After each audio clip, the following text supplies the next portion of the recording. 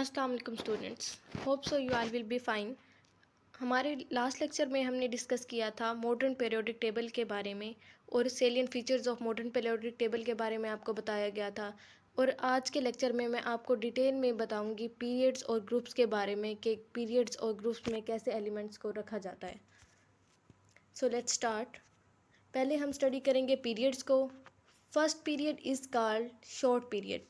जो पहला पीरियड है हमारे पास उसको हम शॉर्ट पीरियड कहते हैं। और आपको पता है कि जो पीरियड्स होते हैं पीरियोडिक टेबल में वो हॉरिजेंटल रोज होते हैं।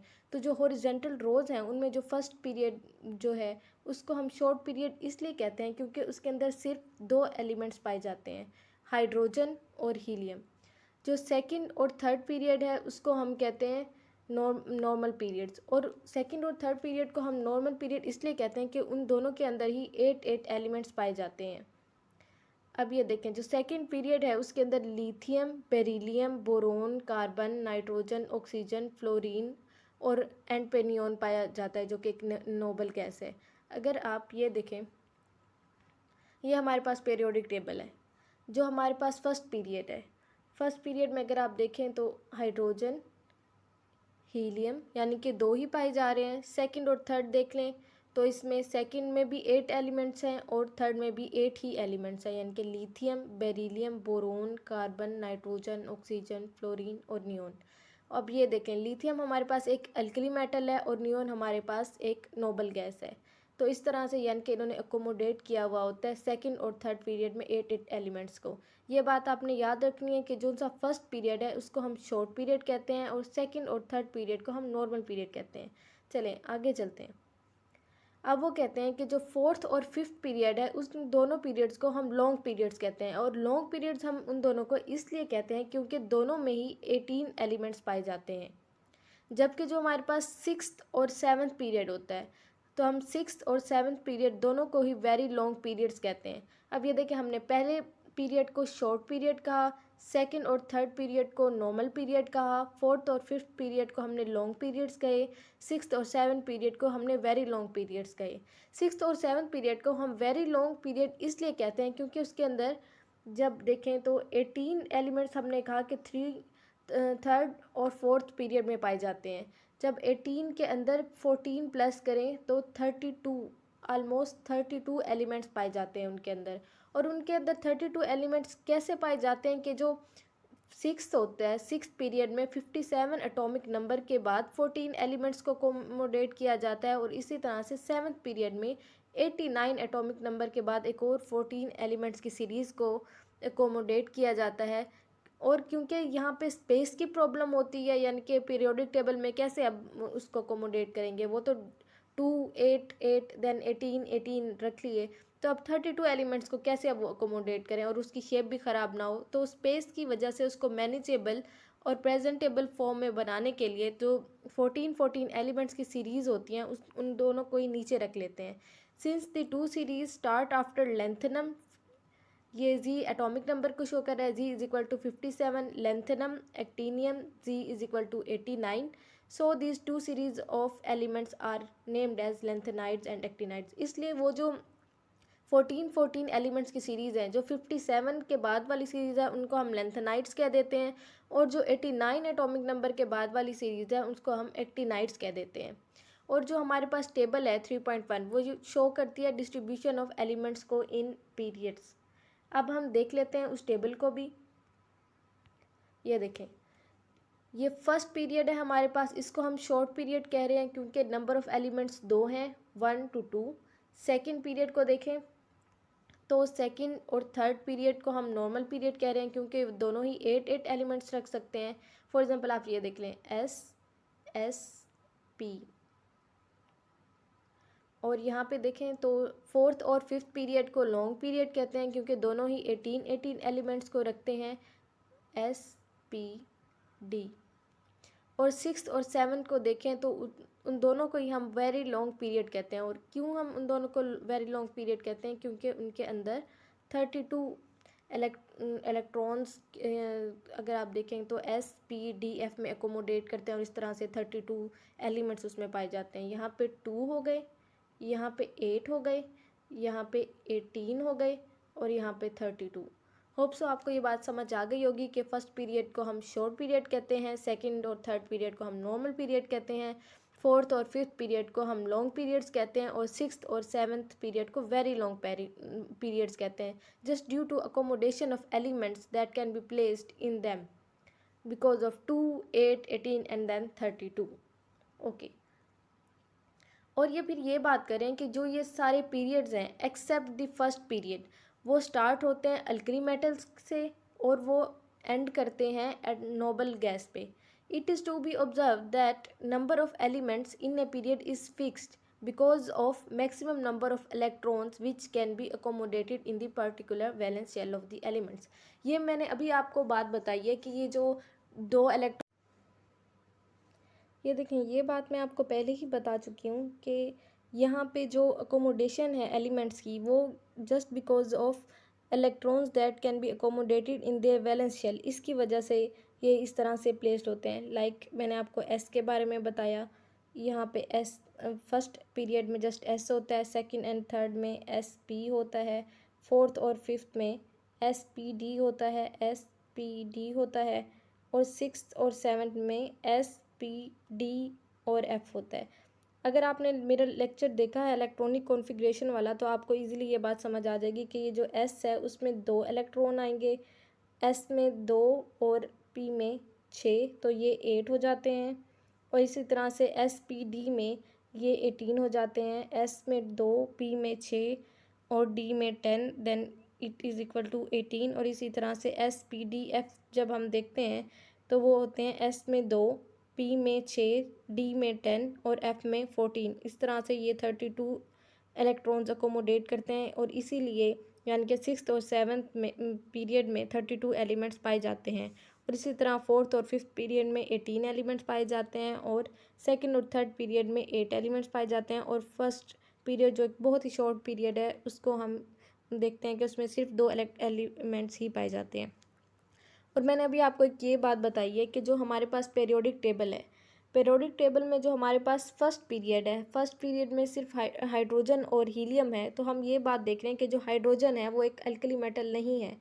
हाइड्रोजन के अलावा ये जो बाकी सारे हैं ये सारे ही अल्कली मेटल्स हैं, lithium, sodium, potassium, rubidium, caesium, francium, ये सारे ही अल्कली मेटल्स हैं। तो हम ये देख रहे हैं कि फर्स्ट पीरियड के अलावा जो बाकी सारे पीरियड हैं 2 to 7, उनमें जो फर्स्ट एलिमेंट है वो हमेशा अल्कली मेटल होगा, और जो लास्ट एलिमेंट है वो हमेशा एक नोबल गैस होगी, यानी कि उसके पास जो आउटर मोस्ट शेल है वो कम्प्लीटली फिल्ड होगा, यानी कि neon, argon, krypton, xenon, radon, ये सारी नोबल गैसेस हैं।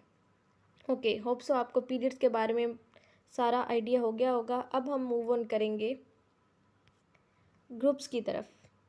तो ग्रुप्स का आपको पता है, जो वर्टिकल कॉलम्स होते हैं पीरियड में, ये देखें, ये जो वर्टिकल कॉलम्स हैं पीरियड्स में, इनको हम ग्रुप्स कहते हैं। ये वर्टिकल कॉलम्स, ये हॉरिजेंटल रोज हमारे पास पीरियड्स हैं, और ये ग्रुप्स हमारे पास वर्टिकल कॉलम है, जैसे कि ये लिखा हुआ है। Group first consist of hydrogen, lithium, sodium, potassium, rubidium, caesium and francium. अब आप ये लोग ये नोटिस करेंगे कि जो हमारे पास पहला ग्रुप है उस वो कंसिस्ट करता है हाइड्रोजन पे, लिथियम पे, sodium, potassium, rubidium, caesium and francium पे। All the elements of a group do not have continuously increasing atomic numbers.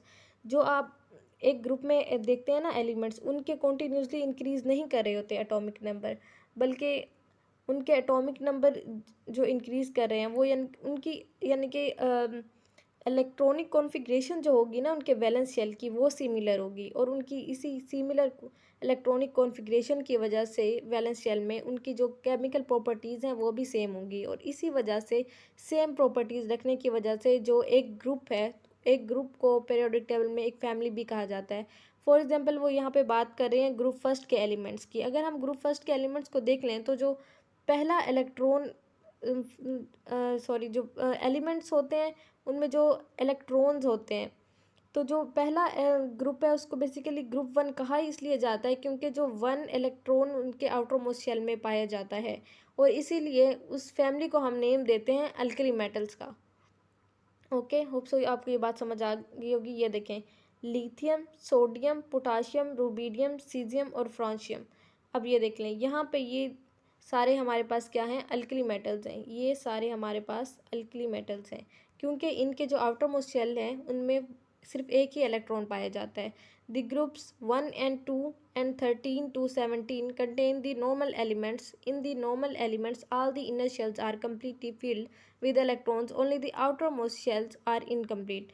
अब वो यहाँ पे ये बात कर रहे हैं कि जो हमारे पास ग्रुप्स हैं, अब हम इन ग्रुप्स में देख लें तो जो 1 और 2 हमारे पास ग्रुप है, ये 1-2 ग्रुप, और ये 13 टू 17 एंड देन 18, ये हमारे पास नॉर्मल एलिमेंट्स एकोमोडेट करते हैं। ये ग्रुप्स वो किस तरह से एकोमोडेट करते हैं कि इनके अंदर जो इनर मोस्ट शेल्स होते हैं ना, जो सारे अंदर वाले शेल्स होते हैं वो कम्प्लीटली फिल्ड होते हैं। उसके बाद जो आउटर मोस्ट शेल होते हैं उसके अंदर यानी कि वो पार्शियली फिल्ड होते हैं, उसके अंदर इलेक्ट्रॉन यानी कि भी ऑक्यूपाई कर रहे होते हैं, यानी कि वो कंप्लीट होने के प्रोसेस में होता है उनका आउटर मोस्ट शेल। जबकि जो इनर शेल्स हैं उनमें सारे इलेक्ट्रॉन्स पाए जाते हैं, यानी कि वो कम्प्लीटली फिल्ड होते हैं जो इनर शेल्स होते हैं इनके।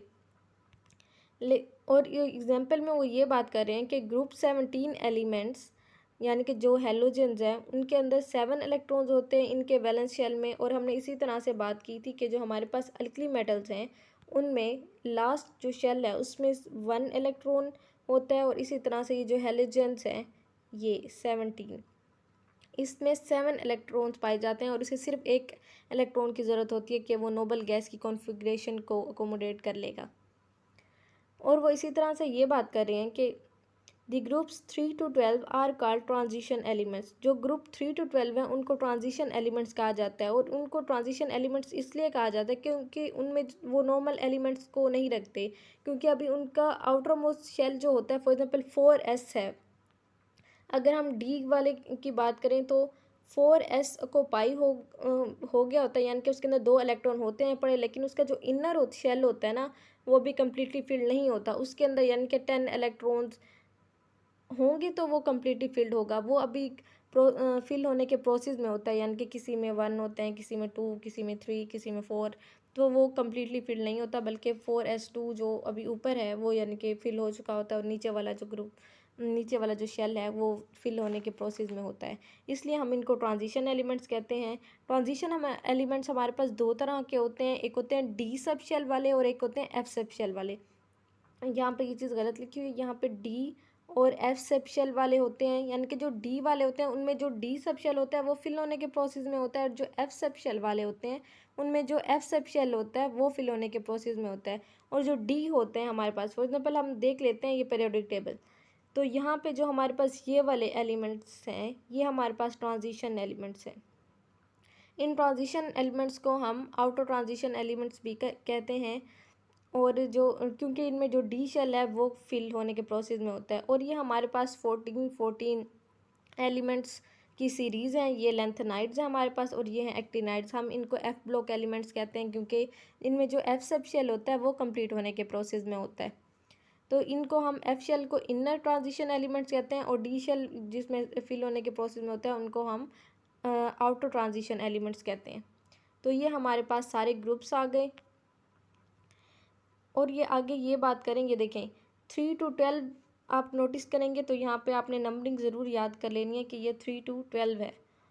ये देखें ये है 3, 4, 5, 6, 7, 8, 9, 10, 11, 12, 1, 2 एंड देन 13, 14, 15, 16, 17, 18, ये हमारे पास नॉर्मल एलिमेंट्स को अकोमोडेट करते हैं अपने अंदर। और ये जो उनसे हमारे पास 3, 4, 5, 6, 7, 8, 9, 10, 11, 12 ये हमारे पास ट्रांजिशन एलिमेंट्स वाले ग्रुप्स आ जाते हैं।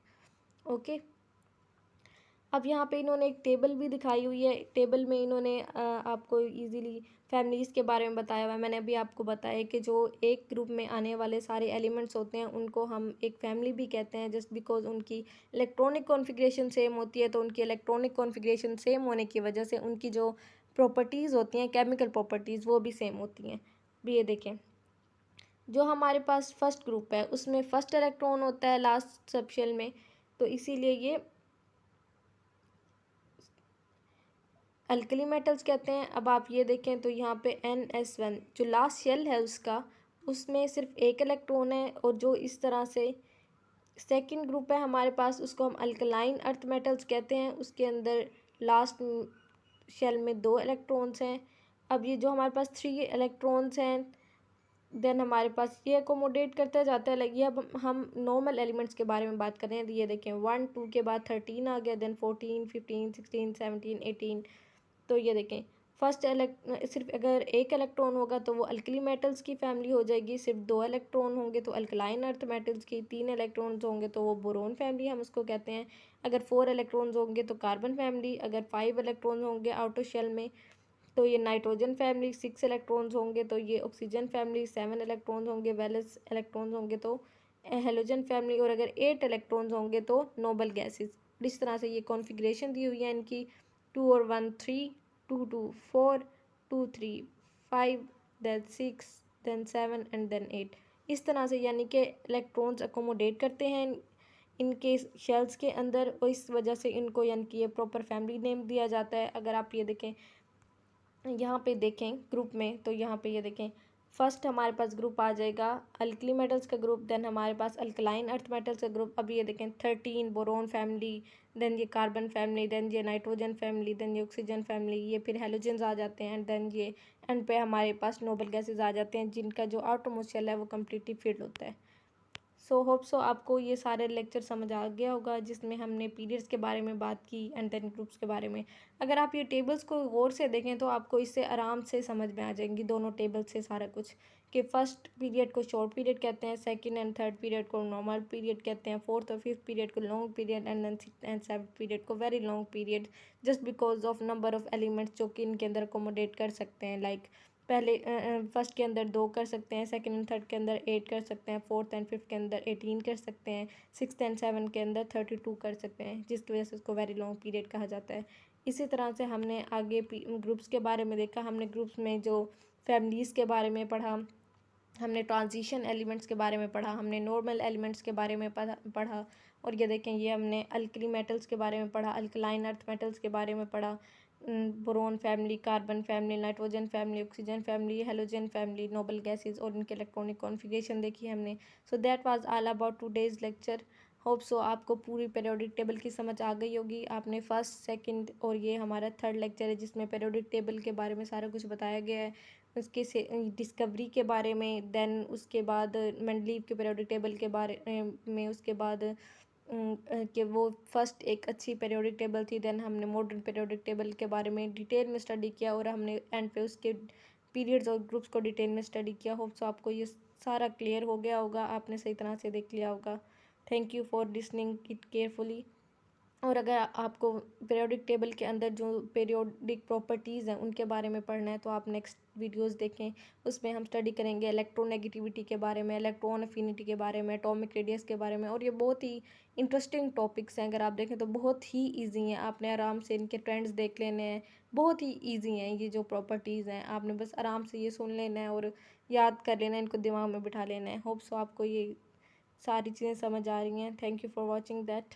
Also like that if you like it. Allah Hafiz.